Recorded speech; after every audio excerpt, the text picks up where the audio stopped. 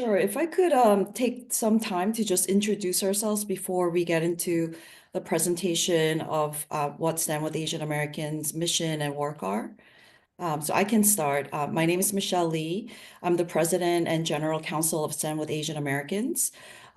Prior to becoming the president, I was a volunteer for STEM with Asian Americans, and we call it SwAA for short, for about 2 years. Prior to that, I was general counsel at a private equity firm that had $40 billion in AUM. And prior to that, I was at a big law firm for a couple of years. I went to Yale and Yale Law School for my education. And the way I got involved in this work is that 2 years ago, I filed a pretty public discrimination lawsuit against my former employer. And so that's how I got involved. I'll pass it to Brian. And your former employer is who? So because this is being recorded, I can't really discuss the details of my. Okay. All right, thanks everyone. Happy Lunar New Year. Chi Min Kwai La and Gong Hei Fa Choi. I'm Brian Pang, Chief Operating Officer, Head of Partnerships for SwAA. I know Michelle will talk more about what SwAA is.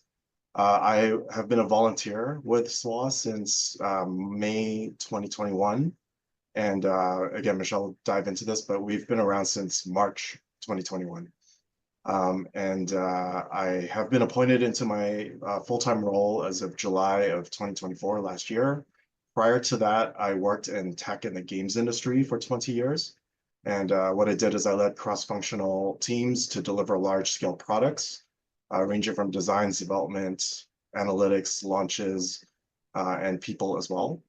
And I'm also involved in several nationwide initiatives and organizations, including small business chambers of commerce, Asian nonprofit alliances, narrative change-driven organizations. And also I help lead a March 16th commemoration event. Some of you who are in Houston may recall that we held a commemoration event back in 2022 for the March 16th Atlanta spa shooting victims. And I'll pause there and I'll hand over to Mike.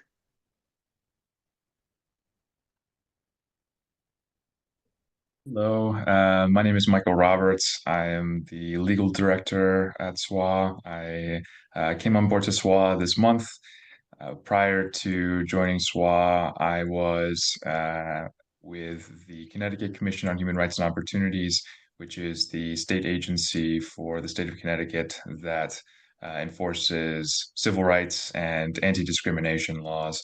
So I spent more than a decade litigating cases involving employment, housing, public accommodations, school, police interaction, any other kind of discrimination you can imagine.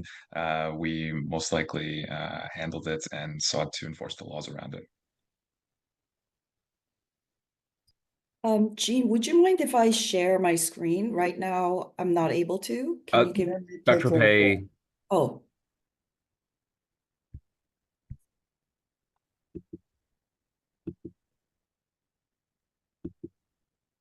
I hear button pressing. You should be able to do it now. Yes, okay.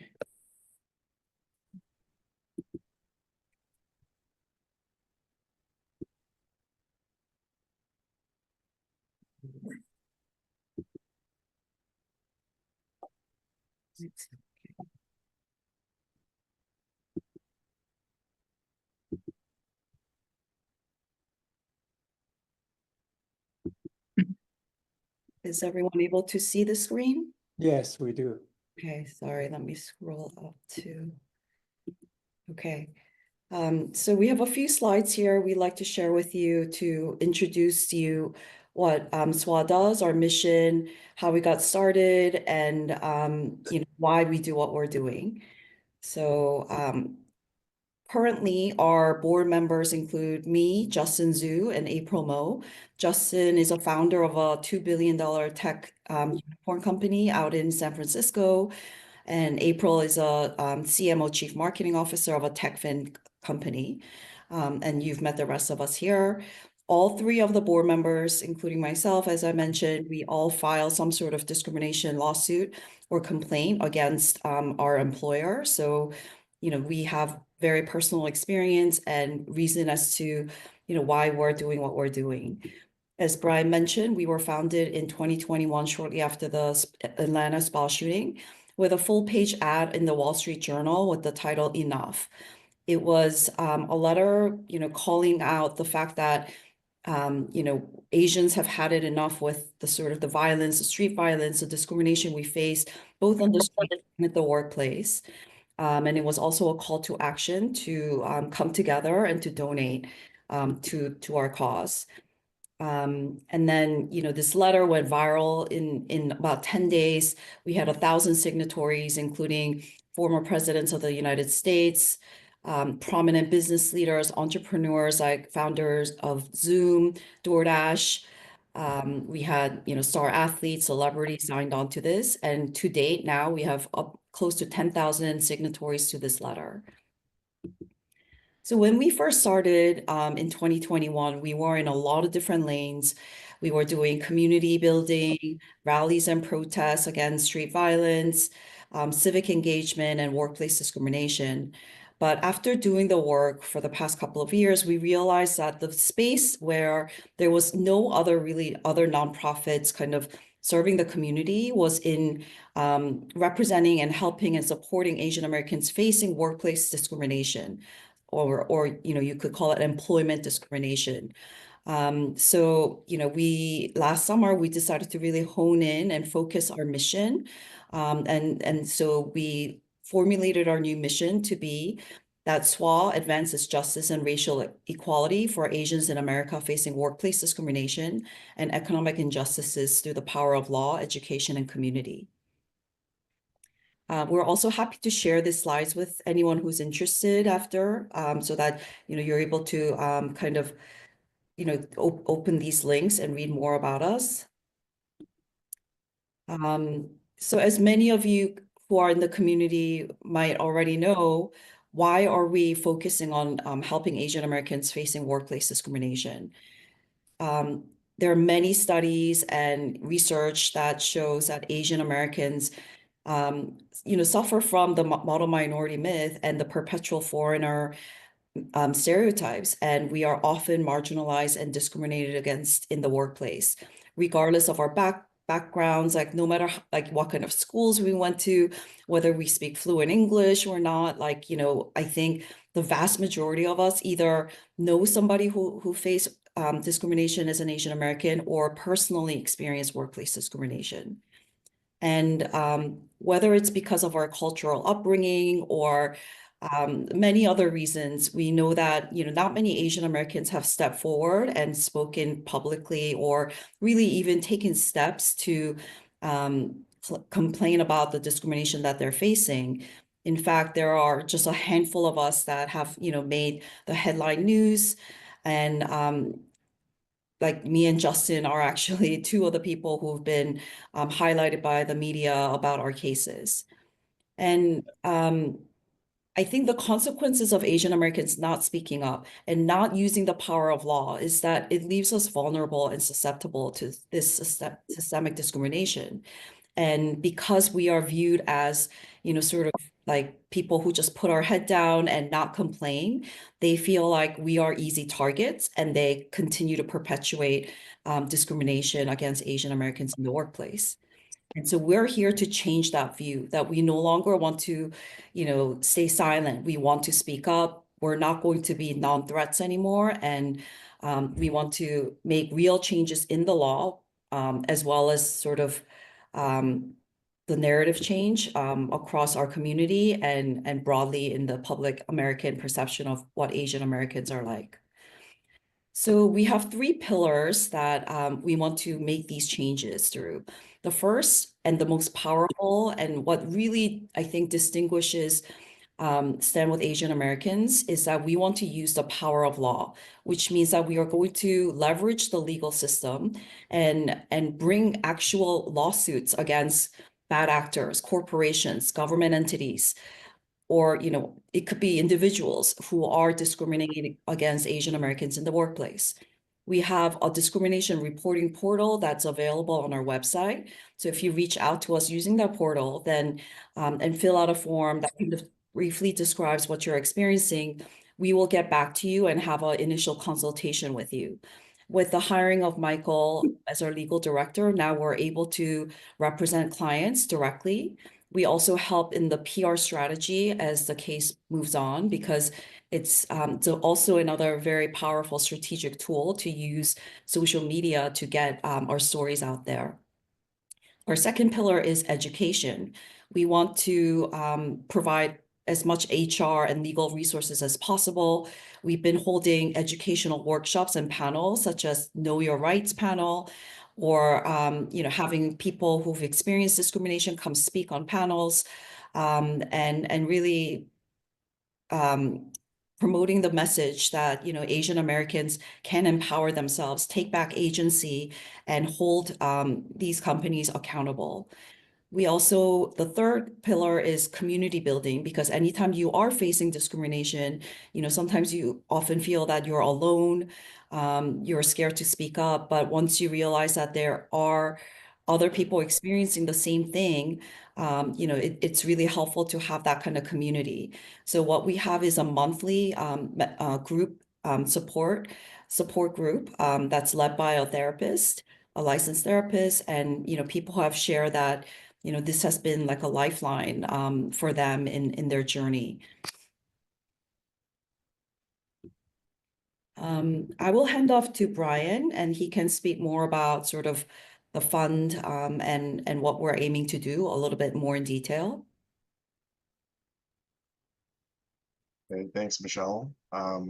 So we are raising a fund. We've costed out what it takes for different components of our budget for us to effectively operate and serve our community in the legal and other services spaces. And so this is how we've broken it down. We know that at a bare minimum, we would require $1 million per year. And we have launched a fund to help us raise so that we can operate effectively. And so where we are now is we've raised about a little over $200,000 now. And we would also very much appreciate anyone who has the means or even the connections to potentially refer to us, anyone who's interested in being part of this mission and supporting us. We do have key performance indicators and metrics that we would define as successful if we were to hit these in the year 2025. And that's on the right side of the slide. So as Michelle mentioned, we do have a reporting portal, and we're hoping to receive 100 reports into this reporting portal. We currently, to date, in about 2+ years, we've received about 150. So we're hoping that we can, with a bit of marketing push and letting people know that our org exists and that we're here to support, and that this portal is there. And of course, we would ask everyone here to help us promote the portal as well. The next step is when we have these reports, we will always reach out to the individuals who have reported in. We try to provide as much support as we can within our means, whether it's legal services or the mental health services, or even just PR amplification of the stories. So we're here to support in those ways.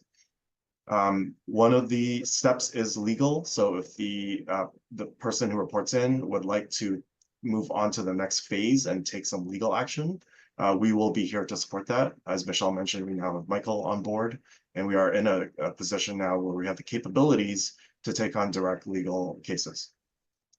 We are also in addition, because we don't want to ever be constrained by our capacity, we are looking to build out employment attorney partnerships across as many states as possible. Because we wanted to be realistic with our goals, we earmarked 10 states. Ideally, we're hitting all 50 states over time. We also, as Michelle mentioned, we have a therapy session. It's therapist-led every month. It's been very, very much a lifeline for the people who are in the cohorts. So what we have now is a singular cohort. It's once a month.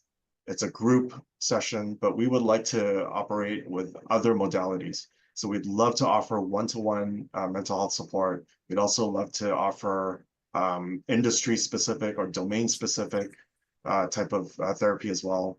So the fund would help us support that. For this year, we're looking to serve 100 people through this platform. And the other two here we're looking to continue the work that we're doing by hosting more educational programs, workshops. These could range from things like know your rights. It could also go into naming employment discrimination and workplace discrimination, what it looks like, what the toll is, the resources required, things like that, and also where to get help. And then we also want to publish 4 large-scale media stories that highlight this issue within the workplace affecting Asians in America. Back to you, Michelle. Thank you, Brian. So the key takeaways are that SwAA is unprecedented in our ambition and action in the Asian American civil rights movement. We really want to leverage the power of the law, and we feel that certain words are certainly not going to change the behavior of government or companies. And with the new administration especially, we know that there's going to be very little we can do in terms of pushing through legislation at the federal level. And maybe there's some more room in certain states, but we have the legal system and individuals' rights to file lawsuits to defend their civil rights. We also want to fulfill our mission. And in order to do that, we really require the community support. That's why we're on this call, to let hopefully the Asian American community, especially in Texas, to know that this is a very real resource that they can reach out to. I think many of you have Clay Zhu of CALDA, and actually we know them, and that's actually how we ended up getting connected to this meeting, as well as APA Justice. And just like CALDA, we want to serve the community with very real resources. And so as Brian kind of summarized, here are our asks. We ask that you spread the word and share our mission with as many people as possible. If you would like Media Kit, you can reach out to Brian, and he's happy to provide you with a prepared Media Kit that should be very easy for you to post on your social media. If you know of anyone who is experiencing workplace discrimination, please refer those people in need. We also cannot do our work without members of our community speaking up and willing to stand up and speak up about their discrimination cases. Number 3, we would appreciate any donation and or any introductions to people who have the means. As you could imagine, we're typically not going to have the traditional sources of corporate funding that a lot of nonprofits have. So your assistance with donations would be much appreciated. And then lastly, please engage with us on our social media. We're quite active on our social media. So, we will be posting mostly about things related to workplace discrimination, but certainly anything that really affects our community, both wins and difficult situations. So that's our presentation. We're here to answer any questions you may have or comments.